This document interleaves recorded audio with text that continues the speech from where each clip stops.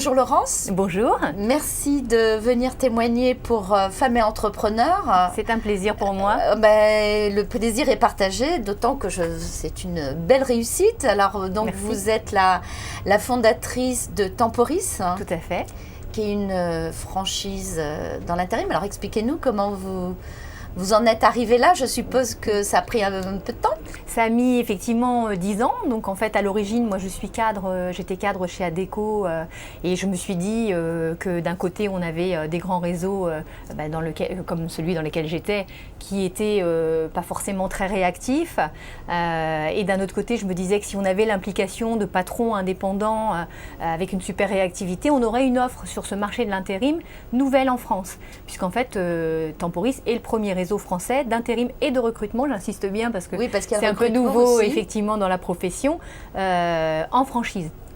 Ouais. Donc, alors ce qui est original, c'est que contrairement à la façon dont ça se passe les franchises habituellement, le développement d'une franchise, souvent on commence avec un établissement, 2 établissements, puis à partir du 3, 4e, on se dit tiens, après tout, ce que je fais en propre, ça peut peut-être servir de modèle, être dupliqué, et puis je peux développer une franchise. Vous, non? Pas du tout, effectivement. Vous vous êtes dit, dès le départ, je vais faire les choses autrement. C'est-à-dire qu'en fait, moi, l'idée, c'était effectivement, quand j'ai démarré mon projet, c'était de lancer un réseau en franchise. Donc, en fait, ma première unité, c'était le modèle. C'était l'appartement témoin, c'était le pilote. Donc, il fallait que tout ce que je mettais en œuvre soit duplicable et qu'en fait, on puisse commander le même mobilier à Brest qu'à Lille. Bien voilà. sûr. Donc, en fait, la démarche de création était un peu plus complexe. Oui, parce qu'il a fallu tout préparer, exactement. Puis tout blender. Exactement, tout blindé. Et quand vous dites tout blindé, ça va encore plus loin, puisque quand on se dit je veux créer un réseau et qu'on maîtrise bien l'intérim et qu'à l'inverse on ne maîtrise pas la franchise, eh bien on prend un conseil. Et nous, le conseil qui nous a fortement épaulés dans la construction, c'est Charles Serroud. Oui, qui est des spécialistes de qu'on appelle le pape de la franchise, voilà. Effectivement. Oui. Donc vous vous êtes vraiment donné les moyens, je dirais. C'est ça. La partie que vous pouviez faire seule, vous l'avez faite, mais après, c'est vrai que tous ces contrats, c'est extrêmement complexe, tout l'environnement juridique, et donc là, vous vous êtes dit, là, moi, je ne suis pas compétente, je vais m'appuyer sur un spécialiste. Je ne suis pas compétente, c'est pas tout à fait ça, parce qu'un conseil, il vous conseille, il ne fait pas à votre place. Il vous fait faire, donc vous êtes bien obligé d'y mettre aussi de vous-même, quoi. Mais en plus, il n'y avait pas de modèle, puisqu'en fait, ça n'existait pas, la franchise. Donc là, non, on n'a pas pu se dire tiens, qu'est-ce que font les autres. Il a fallu vraiment créer le modèle et y mettre. Et en fait, ce que j'ai eu comme retour qui m'a vraiment fait très plaisir, c'est qu'on me disait vous auriez pu vous contenter d'être la première franchise dans l'intérim en France, mais en plus chez vous, il y a un positionnement, il y a des valeurs. Donc ça va être difficile d'arriver derrière vous, voilà. Donc ça, alors pris ça oui, comme donc un très ça bon évidemment, je me doutais bien que vous alliez en arriver là, parce que ça m'aurait étonnée, parce que je crois que depuis le début de ces interviews, pas une fois ce mot valeur n'a pas été prononcé. C'est donc vrai. Je crois que là pour le coup on a quand même une des spécificités de l'entrepreneuriat féminin, c'est systématiquement quand on crée derrière il y a ces valeurs. Alors donc aujourd'hui, vous en êtes à combien d'agences Alors 75 agences avec un objectif de 85 en fin d'année et d'une centaine en 2012. Le réseau dépassera les 150 millions d'euros de chiffre d'affaires cette année. Et quand vous avez monté justement la première agence, vous avez été suivi, on a compris ce que vous vouliez faire, ou alors on vous a dit mais attention, l'intérim avec des gros, qu'est-ce que tu vas faire dans ce domaine? On vous a un peu Oui, c'est pas faux. En fait, si vous voulez, effectivement, il y a des mastodontes, puisque les grands réseaux représentent 75% à peu près du marché. Et puis à côté de ça, vous avez des indépendants isolés qui, eux, à la limite, manquent de moyens. Et effectivement, au début, c'est la dame qui fait de la franchise. Enfin, ça faisait doucement rigoler. Et en fait, ce qui a été intéressant, c'est que la façon dont ça a été fait, avec justement le sérieux, les valeurs, et par le fait qu'en fait, une franchise, c'est vendre un savoir-faire et une réussite plus rapide que si on était tout seul. Sinon, ça ne sert à rien. Donc en fait, la réussite de mes premiers franchisés était aussi quelque chose sur lequel je me suis appuyée pour démultiplier le réseau, quoi. Et en fait, tout a été chez nous autofinancé et c'est quand même très bien. Avoir des valeurs, c'est bien, mais c'est bien d'être en capacité de les mettre en avant parce qu'on a le choix de le faire. Et le fait de se dire on autofinance, c'est avoir le choix. Et ça, c'est aussi très important. Alors justement, comment vous choisissez vos franchisés? Et d'abord, est-ce que c'est des franchisés et eux Alors, effectivement, ce qui est très drôle dans notre profession, c'est que 75% des permanents d'agence dans l'intérim sont des femmes. Donc c'est un métier qui semble a priori très bien correspondre à un public féminin. Par contre, dès qu'on part dans la création d'entreprises, eh bien, on retrouve le pourcentage inverse, on va dire, et on va avoir plutôt des créateurs d'entreprises. Et comment vous l'expliquez alors? De manière très simple. Je pense que les femmes ne se font pas suffisamment confiance, tout simplement. C'est souvent des gens, des personnes très compétentes, mais de toute façon, c'est un peu l'éducation. Hein.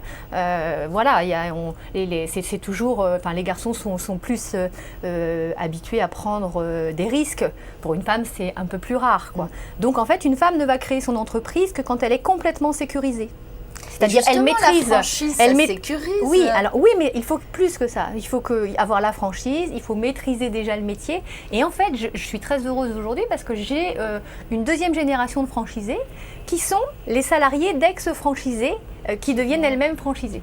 Donc, là, j'ai un public beaucoup plus féminin. Donc, je retrouve, parce qu'elles connaissent la franchise, le métier, et elles ont confiance en l'enseigne.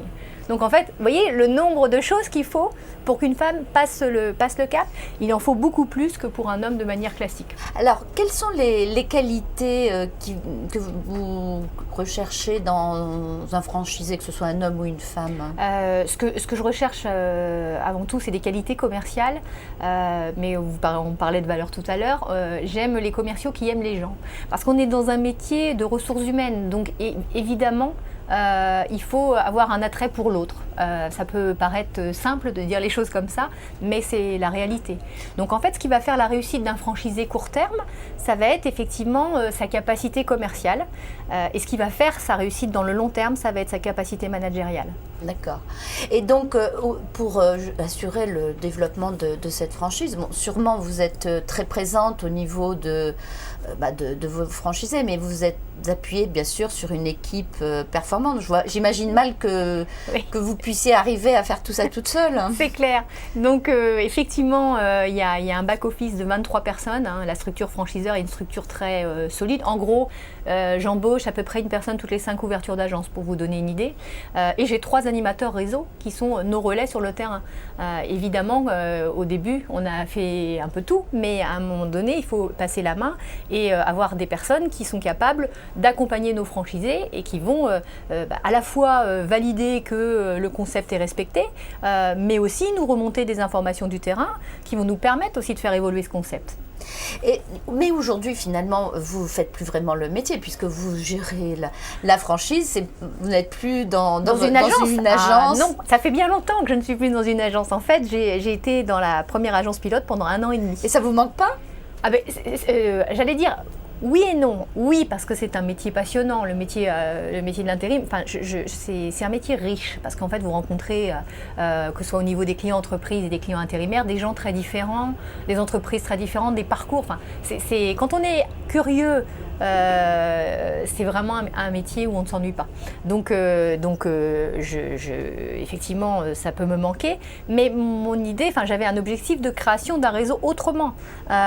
Et ça, c'est quelque chose qui me galvanise.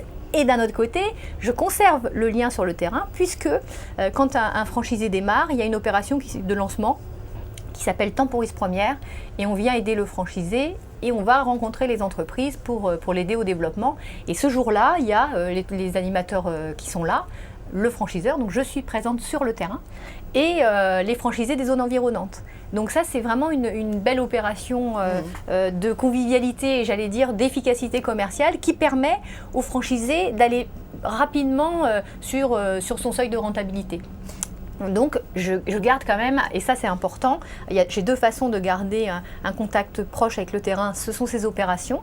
Et l'autre aspect, c'est que il y a une formation intégration, et je donne moi-même une formation qui est celle du positionnement de Temporis, ce qui me permet de rencontrer toutes les personnes qui intègrent le réseau. Et pour moi, ça fait partie des choses importantes. Bah, j'imagine. Alors, bien sûr, vous êtes maman, mais bon, je pense que j'imaginais pas que vous aviez une grande fille, puisqu'elle a plus de 20 ans. Donc, juste tout juste 20 ans. Donc, alors, est-ce qu'elle vient dans l'entreprise, ça l'intéresse ou pas? Alors aujourd'hui, elle fait des études commerciales, elle est dans une école qui dépend de l'ESC. Je sais que dans les items choisis, elle a pris franchise internationale. Il y a quelque part, là, voilà, donc, il y a la relève assurée. J'allais vous poser la question du développement international. On peut pas dire ça parce qu'elle est libre, elle fera ses choix, voilà. mais disons que bon, ça peut faire partie des éventualités. Et justement, le développement international, est-ce que ce modèle existe déjà à l'étranger ou pas? Alors, dans l'immédiat, non, puisqu'en fait, il me semble toujours important dans une entreprise d'avoir des étapes. Et pour aller à l'étranger, il faut déjà être un réseau fort en France. Donc moi, mon objectif, c'était un réseau de 100 unités en 2012. Ce qui est déjà un bel objectif. Alors, c'est un bel objectif pour 2 raisons. Parce que d'abord, les réseaux de 100 unités en intérim, c'est rare sur le panorama de l'intérim. Et dans la franchise, il n'y a que 5% des franchiseurs qui atteignent les 100 unités. C'est un peu le Graal dans la franchise. Donc ça fait 2 bonnes raisons de vouloir atteindre. Alors ça ne veut pas dire qu'on s'arrêtera à 100, mais ça fait 2 bonnes raisons d'atteindre les 100 unités en 2012, oui. Qu'est-ce qui vous fait peur aujourd'hui par rapport à tout ce qui se passe, hein? Alors, je ne vais pas dire même pas peur, mais il y a un peu de ça, puisqu'on a passé déjà une crise tout récemment. Et en fait, sur cette année de crise, le marché était à moins 27%. Et les franchisés Temporis, on a fait moins 5%.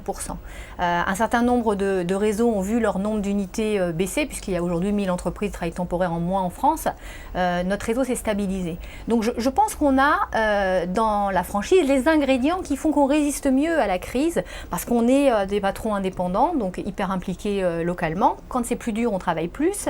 On a un franchiseur qui, une année, alors c'est moi, hein, j'aime bien de parler de soi à la 3e personne, mais on a un franchiseur qui a investi, parce qu'encore une fois, quand on est actionnaire, on fait ses choix. Donc du coup, on a investi, on a justement embauché le 3e animateur l'année de la crise. C'est-à-dire que là où des réseaux font des coupes sombres dans le personnel, on a fait l'inverse. On a fait des réunions régionales supplémentaires parce qu'on sentait effectivement que c'était un passage difficile, qu'il fallait être encore plus présent. On a fait certaines fois des facilités de paiement. C'est pas le moment de baisser les bras. Ah non, c'est-à-dire que quand on croit dans son réseau, il faut au contraire se serrer les coudes et donner le petit coup de main au moment difficile qui va permettre de repartir plus vite que les autres. Et c'est ce qui s'est passé. C'est-à-dire que les franchisés du réseau Temporis, l'année dernière, le marché était à plus 17, nous on est à plus 46. Donc en prise de part de marché et en redémarrage beaucoup plus rapide que les autres. Donc tout ça me fait dire que j'ai pas peur. Comment vous faites pour vous ressourcer, pour comment prendre du recul? Vous avez un secret? Oui, j'ai une super équipe autour de moi. Voilà. Donc en fait, c'est pas la même chose un réseau entre 0 et 20 unités, un réseau entre 20 et 50 et un réseau de 50 qui va aller vers 100. Donc je crois que le plus important et ce que doit voir aussi un franchisé, c'est la capacité de son franchiseur à grandir avec le réseau et à mettre en place des structures qui vont faire que on ne va pas à un moment donné se dire on est à fond sur le développement et on ne s'occupe plus des franchisés existants. Puisqu'il faut toujours conjuguer animation et développement. Donc en fait, c'est vraiment d'avoir justement des équipes aguerries. Quand je dis j'ai de très bonnes équipes, en plus j'ai un très faible turnover, donc ce qui voudrait dire qu'a priori les gens se sentent bien dans l'entreprise et qui fait qu'on construit sur de la durée. Moi j'ai des personnes qui sont là depuis presque le début et qui ont grandi, c'est-à-dire elles aussi dans la structure. Il y a des personnes que j'ai embauchées à la sortie de l'école et qui sont aujourd'hui à la tête d'un pôle dans mon entreprise. C'est comme ça qu'on arrive à fidéliser, à motiver les équipes. C'est comme ça qu'on peut prendre un peu de recul. Alors, par rapport à d'autres femmes qui hésitent à y aller, à votre avis, qu'est-ce qui a fait la différence? Quelle est la qualité ou comment avez-vous dépassé les blocages peut-être tout simplement? En fait, je pense que c'est la confiance en soi. Moi, après, ça vient de plein de choses, mais souvent, ce qui manque à une femme, c'est pas les compétences, c'est la confiance en soi. Et je le vois, hein, puisque quand je rencontre des personnes femmes, elles sont beaucoup plus inquiètes par rapport à la création d'entreprises, elles osent moins que les hommes. Néanmoins, ce qui explique qu'il y a moins de franchisés femmes que d'hommes. Tout à fait. Par contre, quand elles le font, elles le font bien. Oui, elles le font très bien. Donc voilà, moi ce qui m'intéresse, c'est d'avoir des gens compétents, hommes ou femmes. Enfin, la mixité dans le réseau me va parfaitement. J'imagine. Un dernier mot pour terminer cet entretien, quelque chose que vous avez envie de dire justement pour toutes ces femmes qui nous écoutent? Je pense que si je devais dire un mot, je dirais oser. Merci beaucoup Laurence et puis bon développement dans votre franchise. Merci beaucoup.